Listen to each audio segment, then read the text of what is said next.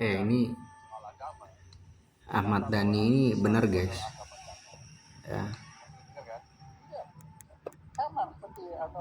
Memang seperti itu teman-teman. Ada satu yang harus diteruskan, nggak berhenti sampai di situ.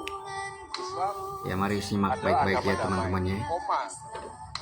Itu yang tidak sering diucapkan sama ulama atau ustadz atau kiai, habib sekalipun. Islam itu agama damai jika keadilan ditegakkan. Nah, jadi ini kalau benar. jika keadilan tidak ditegakkan, Islam itu mengajarkan perang. Karena Nabi Muhammad semasa hidup itu mengalami 27 kali perang. Benar-benar Itulah bedanya antara benar-benar tusuk-tusukan, Kristen dan Islam teman-teman. bacok-bacokan Kristen beneran. tuh mengasihi ya, kasih, bahkan musuh pun Faktanya kita gitu, nggak kasih. boleh bohong.